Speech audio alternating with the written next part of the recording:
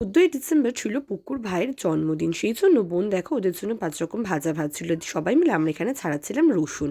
তারপরে ওদের জন্য 5 রকম ভাজা ভাজা হয়ে গেছিলো, আর আমরা কিন্তু ওদের বয়স অনুযায়ী 15 রকমের রান্না করছিলাম। সেই জন্য ওদের জন্য আলাদা করে মাছ মাংস সব নেওয়া হয়েছিল। আর রাতের রান্নার জন্য মামা এখানে সবজিগুলো কেটে নিচ্ছিল। আর তারপরে দিদারা সবাই মিলে লেগে পড়েছিল মাংস ধুতে। যেহেতু অনেক মাংস, দুপুরেরও রান্না হবে, রাতেরও রান্না হবে, সেই জন্য আমাদের একটু তাড়াতাড়ি করতে হচ্ছিল।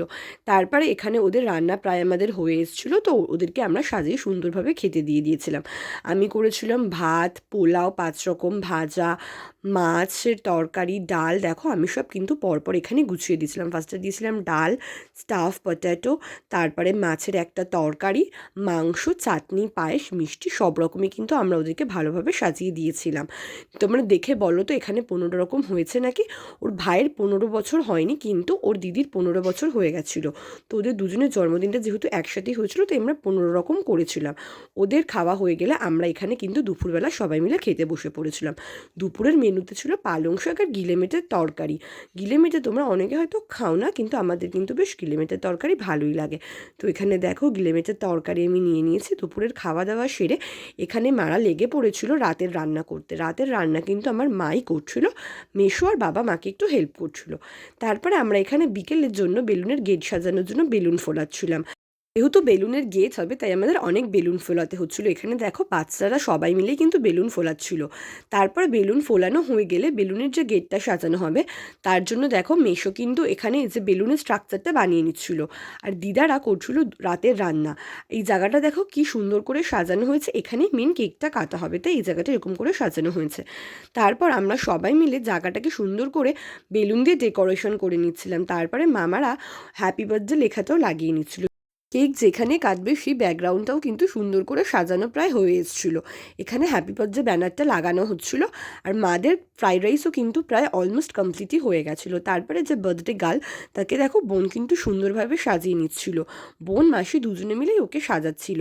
ওর সাজানো কমপ্লিট হয়ে গেলে আমরা সবাই মিলে চলে গেছিলাম ওপরে কেক কাটতে। ব্যাকগ্রাউন্ডটা কেমন সাজিয়েছে তোমরা কিন্তু কমেন্টে জানিও। ব্যাকগ্রাউন্ডটা আমার ছোটো মেশো সাজিয়েছিল। তারপরে এখানে দেখো ওদের 2 ভাই বোনের ফটো দিয়ে কিন্তু কেকটা অর্ডার করা হয়েছিল। সব জোগাড় হয়ে যেতে ফার্স্টে দিদা এখানে আশীর্বাদ করে নিচ্ছিল। দিদা আশীর্বাদ করার পর আশীর্বাদ করেছিল বড় মাসি। তারপরে এক এক করে মাসিরা, আমার মারা সবাই আশীর্বাদ সেরে নিয়েছিল।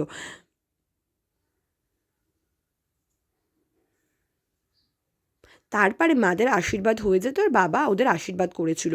সবার আশীর্বাদ পর্ব শেষ হয়ে গেলে এখানে ওরা কেকটা কেটে নিচ্ছিল। কাটার আগে কিন্তু এক গাদা লোকে ফটো তুলেছে, কারণ কেকটা এত সুন্দর লাগছিল। তো সবাই আগে কেকটার অনেকগুলো ফটো তুলছিল।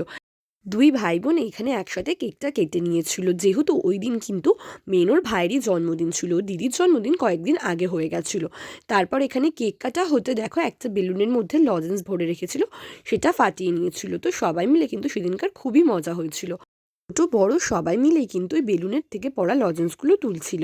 তারপরে এখানে কেক কাটা হয়ে যেতে কেকটা সরিয়ে নেওয়া হচ্ছিলো যাতে স্প্রেগুলো কেকের ওপর না পড়ে।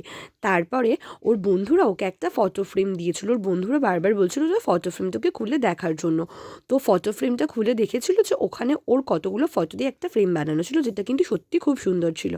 তারপরে ওর বন্ধুরা ওর সাথে কটা ফটো টটো তুলে তারপরে আমরা চলে গেছিলাম স্টার্টার খেতে। স্টার্টারে ছিল চিকেন পকোড়া। চিকেন পকোড়াটা কিন্তু আমার মাই বানিয়েছিল। সবাইকে এখানে দেখো ছোট ছোট বাটিতে করে চিকেন পকোড়া ভাগ করে দেওয়া হচ্ছিল। পকোড়াটা কিন্তু খুব টেস্টি হয়েছিল। তারপরে মেশো দেখো বার্থডে কেকটা ভাগ করে নিচ্ছিল। রাতের দিকে লোকজন খেতে বসে পড়ে গেছিলো। পরিবেশন কিন্তু আমাদের বাড়ির লোকরাই করছিল। একটু রাত হতে আমরাও সবাই ভাই বোনরা মিলে খেতে বসে পড়ে গেছিলাম। মেনুতে ফার্স্টে ছিল বার্থডে কেক, তারপরে দিয়ে দিয়েছিল স্যালাড আর ফ্রাইড রাইস। আর ফ্রাইড রাইসের সাথে ছিল চিকেন কষা। চিকেন কষাটা কিন্তু খুবই ভালো হয়েছিল। রান্নাটা যে কোনো পাকা রাঁধুনি করেনি বোঝাই যাচ্ছিল না। তারপরে লাস্টে ছিল চাটনি, পাঁপড় আর মিষ্টি। চাটনিটাও কিন্তু খুব ভালো হয়েছিল। আর সবার লাস্টে ছিল আইসক্রিম আর হাজমোলা। আইসক্রিম খেয়ে আজকের ভিডিওটা শেষ করলাম। ভিডিওটা ভালো লাগলে লাইক আর সাবস্ক্রাইব করে দিও। কমেন্টে জানিও তোমাদের কেমন লাগলো।